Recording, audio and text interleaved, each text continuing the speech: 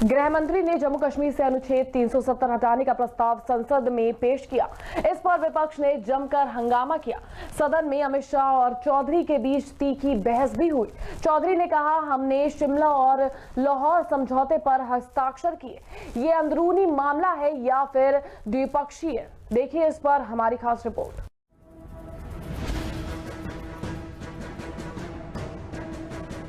गृह मंत्री अमित शाह ने लोकसभा में जम्मू कश्मीर से अनुच्छेद 370 हटाने का प्रस्ताव क्या पेश किया। इस पर विपक्ष ने जमकर हंगामा किया। कांग्रेस नेता अधीर रंजन चौधरी ने कहा कि कश्मीर मामला संयुक्त राष्ट्र में लंबित है, इसलिए ये अंदरूनी मसला कैसे हो सकता है। इस पर शाह ने चुनौती दी कि अगर सरकार ने कोई नियम तोड़ा हो तो बताएं। जम्मू कश्मीर में पीओके और अक्साई चिन्ह भी है, इसके लिए जान दे देंगे। मैं दूसरे एक रेजोल्यूशन की बारे में आपको कहना चाहता हूं।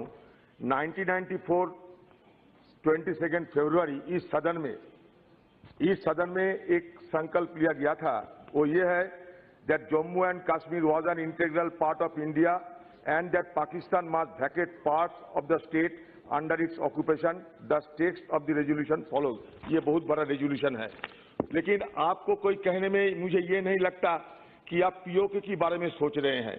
आप तो रातों रात सारे नियम कानून कायदे को सारे उल्लंघन करके एक स्टेट को दो टुकड़े करके यूनियन टेरिटरी बना दिया।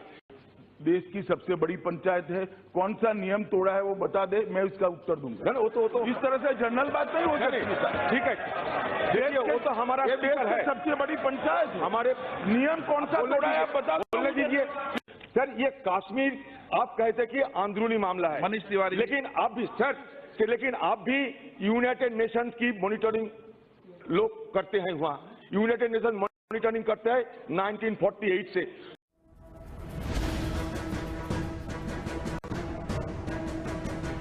गौरतलब है कि शाह ने सोमवार को राज्यसभा में कहा था कि जम्मू कश्मीर दिल्ली और पुडुचेरी की तरह केंद्र शासित प्रदेश रहेगा, यानी यहाँ विधानसभा रहेगी। वहीं लद्दाख की स्थिति चंडीगढ़ की तरह होगी, जहाँ विधानसभा नहीं होगी।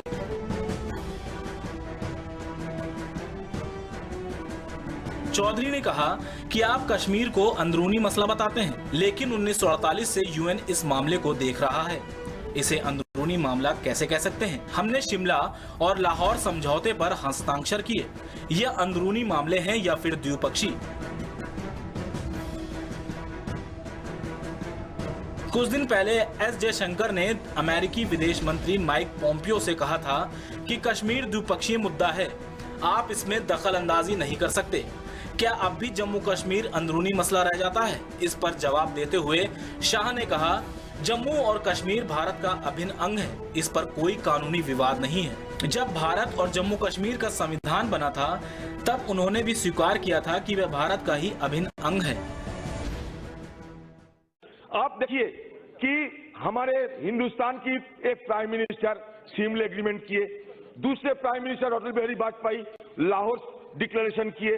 तो ये सारे चीज होते हुए ये कैसे इंटरनल मैटर माना जाएगा, ये हमारा क्वेश्चन है। कुछ दिन पहले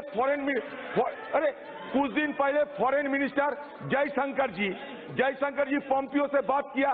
उस समय भी ये कहा गया कि ये बायलैटरल इशू है, हमको ये सुलझाना चाहिए।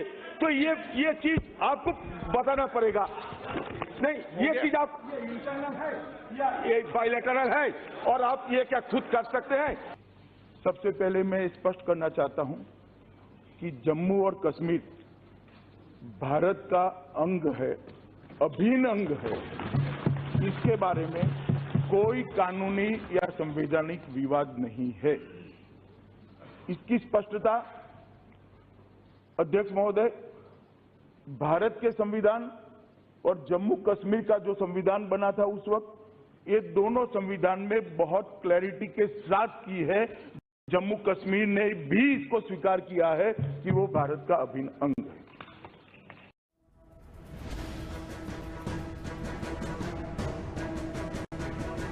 अभी अनुच्छेद 370 के खंड 1 के जितने भी नियम हैं वे लागू हैं। इसके 15वें भाग में उल्लेख है कि जम्मू कश्मीर भारत का अभिन्न अंग है। जम्मू कश्मीर के संविधान में भी इसका उल्लेख है। इस देश को पूरा अधिकार है कि वह जम्मू कश्मीर को लेकर इस प्रकार का कानून बना सके। Bureau report, prime TV.